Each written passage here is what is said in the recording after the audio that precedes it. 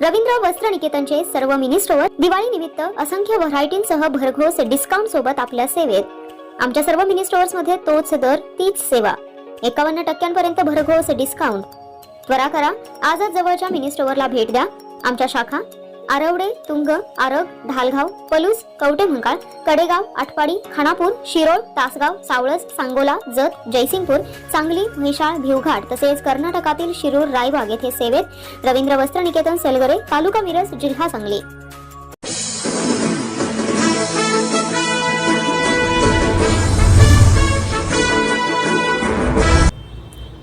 नमस्कार, लोकसंदेश न्यूज मध्ये आपले स्वागत। मी मयुरी कुंभार।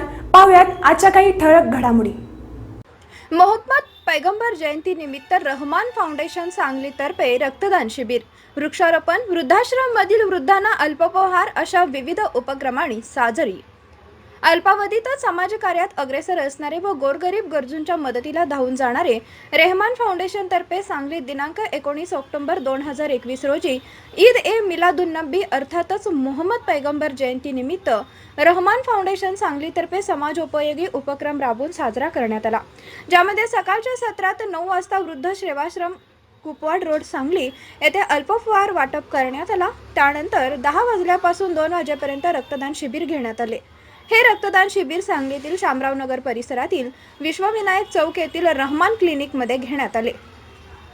या रक्तदान शिबिरास सर्व समाजातील 50 ते 60 लोकांनी सहभाग नोंदवला। दुपारी 4 वाजता वेलणकर अनाथालयाला मुलींना शालेय साहित्य, धान्य, फळे व बिस्किट वाटप करण्यात आले। त्यानंतर संध्याकाळी 5 वाजता सांगली शहरातील विविध भागात रोपे वाटप करण्यात आली व मान्यवरांच्या हस्ते वृक्षारोपण करण्यात आले।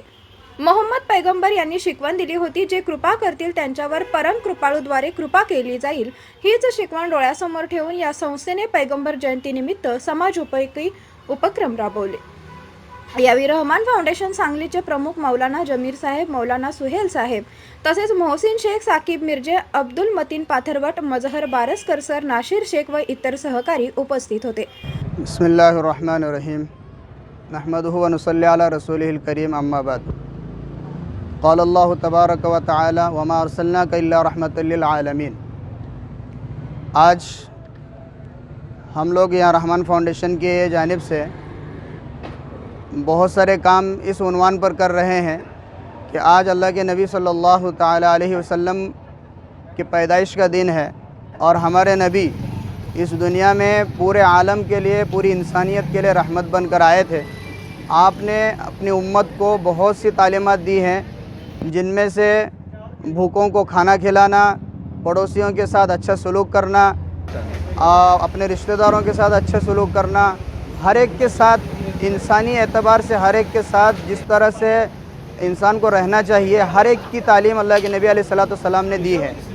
उनमें से बहुत सारे काम आज रहमान फाउंडेशन की तरफ से गिने चुने चार काम जो है हम अल्लाह के नबी सल्लल्लाहु अलैहि वसल्लम की पैदाइश के दिन जो मकासद अल्लाह के नबी सल्लल्लाहु अलैहि वसल्लम लेकर आए थे, उसकी याद ताज़ा करने के लिए और एक आइंदा के लिए हम एक अहद करने के हिसाब से हमने काम शुरू किया है।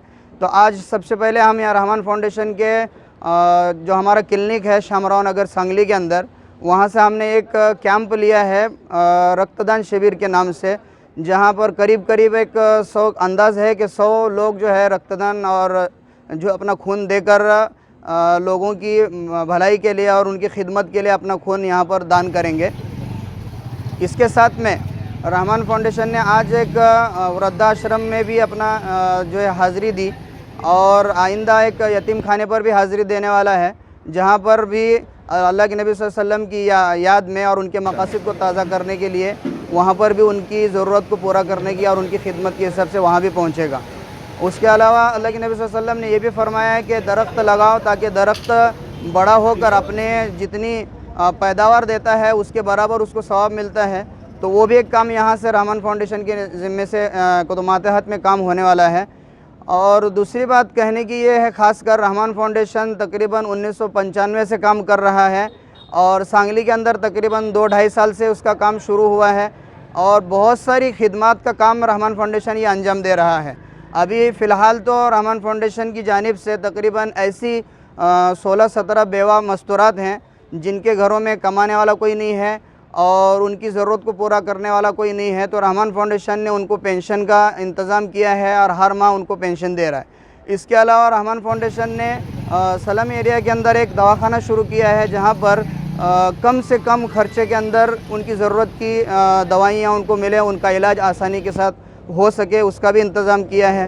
اس کے علاوہ ہنگامی اعتبار سے رحمان فاؤنڈیشن کے سامنے اگر کوئی بات آتی ہے کہ بھائی ہنگامی محنت کی ضرورت ہے، جیسے مثال کے طور پر کوئی سیلاب آیا ہے، کہیں کوئی حادثہ ہوا ہے، اور وہاں پر ان کو اس ضرورتیں مہیا کرانے کے حساب سے رحمان فاؤنڈیشن کام کرتا ہے۔ اس کے علاوہ اور بہت سارے کار خیر ہیں، جو بہت سارے بھلائی کے کام ہیں، جس میں رحمان فاؤنڈیشن نے یہ عہد اور ارادہ کر کے میدان میں اترا ہے کہ اس کو انشاءاللہ ہم اللہ کے نبی صلی اللہ علیہ وسلم نے جو چیزیں ہمیں بتلائی ہیں، ان کی مقاصد کو ہم انشاءاللہ مرتے دم تک پورا کرتے رہیں گے، قیامت تک ہمارا یہ کام جاری رہے گا، رحمان فاؤنڈیشن اپنی خدمات انجام دیتا رہے گا۔ فیوچر پلان کے اندر ہم رحمان فاؤنڈیشن ایک کام کرنے کی کوشش کر رہا ہے کہ آج سب سے زیادہ اگر کوئی یعنی لوگوں کو اگر نقصان اٹھانا پڑتا ہے تو وہ میڈیکل لائن میں، دواخانے کے لائن کے اندر، کیونکہ بے حساب جو ہے لوٹ مار ہوتی ہے، تو رحمان فاؤنڈیشن آئندہ فیوچر کے اندر ایک کام کرنے کی کوشش کر رہا ہے کہ ایک ڈیلیوری ہاسپٹل اوپننگ کرنے کا رحمان فاؤنڈیشن کا ارادہ ہے، جہاں پر لوگوں کو کم سے کم خرچے کے اندر ان کو ان کی سویدھائیں دی جائیں، ان کی ضرورت کو پورا کیا جائے۔ تو آپ سب سے میری درخواست ہے کہ آپ سب رحمان فاؤنڈیشن کے ساتھ کھڑے ہوں، مالی اعتبار سے بھی کھڑے ہوں، خدمت کی لائن سے بھی کھڑے ہوں، اور پورا ساتھ دیں۔ یہی میں اپنی باتیں بتا کر اپنی بات ختم کرتا ہوں۔